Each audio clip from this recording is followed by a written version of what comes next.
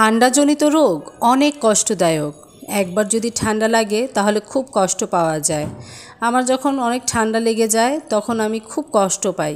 প্রচণ্ড মাথা ব্যথা থাকে, গলা ভার হয়ে থাকে, নাক বন্ধ হয়ে থাকে, নিঃশ্বাস নিতে খুব কষ্ট হয়, এমনকি কোনো কিছু খেতেও ইচ্ছে করে না। তখন আমি একটা মশলাদার রং চা বানিয়ে খাই, আমার খুব ভালো লাগে। সেই মশলাদার রং চাটা আমি কিভাবে বানাই তারই ছোট্ট একটা রেসিপি আপনাদের সাথে শেয়ার করব। আসসালামু আলাইকুম, সবাই কেমন আছেন? মশলাদার চা বানানোর জন্য আমি এখানে মশলা নিয়েছি দারুচিনি, এলাচ, লং, এক টুকরো আদা, দুটো তেজপাতা আর নিয়েছি 2 টুকরো গোলমরিচ। এখন সব মশলা একসাথে একটু থেতো করে নেব। মশলাটা ভালোভাবে থেতো করে নেওয়ার পরে এরপর চুলায় বসিয়ে দিলাম পাতিলে দিয়ে দিলাম পানি। 1 মগ থেকে একটু বেশি পরিমাণ পানি ছিল, মানে আমার এখানে 2 কাপ থেকে একটু বেশি পরিমাণ পানি ছিল।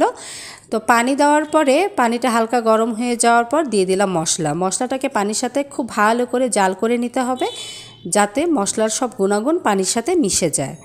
এরপর দিয়ে দিয়েছি চা পাতার পরিমাণটা দিয়েছি 1/2 চামচের থেকেও একটু কম, কারণ বেশি চা পাতা হলে আর অনেকক্ষণ জাল করলে চাটা তেতো হয়ে যাবে, সেজন্য অল্প পরিমাণ চা পাতা দিয়েই আমি আসলে চাটা বানাই।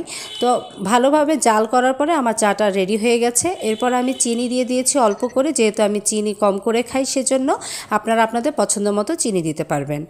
এরপরে দিয়ে দিয়েছি একটু লেবুর রসটা দিলে আমার খেতে খুব ভালো লাগে, সেজন্য দিয়েছি। আর দিয়েছি লেবু স্লাইস দিয়ে এখন আমার চা পুরোপুরি রেডি। চাটা খেতে দারুণ লাগে, একটু ঝাল ঝাল টক মিষ্টি, আপনারা বানিয়ে খেতে পারেন। আমার এমনিতেও একটু ঠান্ডা লেগে আছে কয়েকদিন ধরে। আর বারান্দায় চা নিয়ে গিয়ে দেখি পুরো বারান্দা বৃষ্টির পানিতে ভিজে আছে, তবে চাটা কিন্তু দারুণ ছিল।